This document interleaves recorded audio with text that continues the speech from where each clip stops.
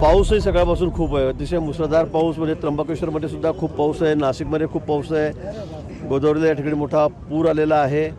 आणि अशी परिस्थिती जर पुढच्या पावसाळ्यात 1.5 वर्षाने जर असेल आणि त्यावेळेला कुंभमेळा असेल, कारण या दिवसालाच कुंभमेळा येणार आहे, जुलै ऑगस्टमध्येच कुंभमेळा आहे.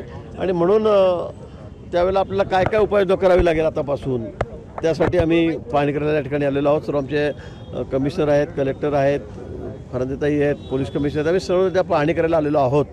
म्हणजे कुठे पुढे अडचण होता कामा नये, कारण हा शाही मार्ग आहे, इथूनच सगळे रथ पुढे रामकुंडापर्यंत जातील.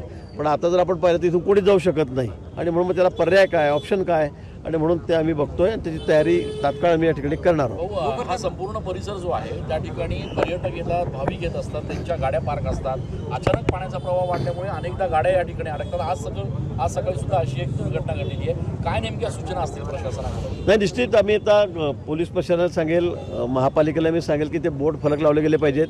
इथे काही लोक अशा दिवसामध्ये उभे करून गार्ड्स त्यांना गाड्याचं पार्किंग त्यांना वेगळ्या ठिकाणी करायला लावावं लागेल. कारण आता अचानक पाऊस येतो, आपण बघितलं की रेकॉर्डतोड पाऊस या ठिकाणी होतोय, वरती होतोय, आणि त्यामुळे अचानक पूर येतो. आणि मग कोणाला याची कल्पना नसते की इतकं जोरात या ठिकाणी एवढा मोठ्या प्रमाणात पूर येईल. आणि म्हणून या ठिकाणी आता आम्ही फलके लावू, सगळ्या आमचे गार्ड्स या ठिकाणी ठेवून पार्किंग कुठे करायचं, किती सुरक्षित ठिकाणी कुठे करायचं, ह्या आम्ही सूचना देऊ. या ठिकाणी गोदावरीवर काही पूल जे आहेत ते जीर्ण झालेले आहेत, 100 वर्षापेक्षाही अधिक आयुर्मान त्यांचं झालेलं आहे. निश्चित आम्ही काही पूल त्या ठिकाणी तोडतो आहोत, नवीनही पूल आम्ही करतो आहोत. त्याचे टेंडरही झालेले आहेत, 4-5 पुलांचे टेंडर आता झालेले आहेत. मला वाटतं एक या आठवड्यातच वर्क ऑर्डरसुद्धा त्यांची होईल. म्हणजे जीर्ण झालेले आहेत. आता हाही पूल आपण जो उभा आहे हा पण जीर्ण झालेला आहे. मधला जो पूल आहे तोही आपण त्या ठिकाणी काढतोय.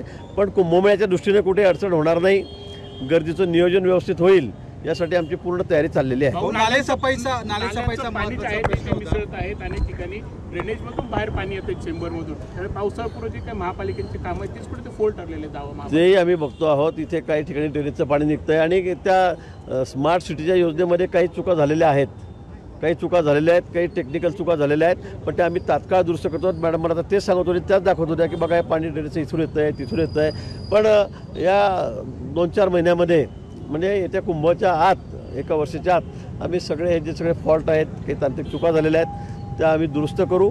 आणि कुठेही घाण पाणी गोदावरीमध्ये येणार नाही, ड्रेनेजचं पाणी येणार नाही अशी व्यवस्था करू. ओझरमध्ये एक जण वाहून गेलेला आहे बाणगंगेमध्ये, त्याची काही माहिती मिळाली का, तो कोण होता आणि त्याचं काही? नाही, आपल्याकडूनच मलाही ही माहिती मिळाली. मला गाडी वाहून गेली म्हणून तुम्ही सांगितलं, म्हणून मी या ठिकाणी आलो. पण कोण कुठे ओझरला का कुठे कोण व्हायला असेल तर त्याची निश्चित मी माहिती घेतो.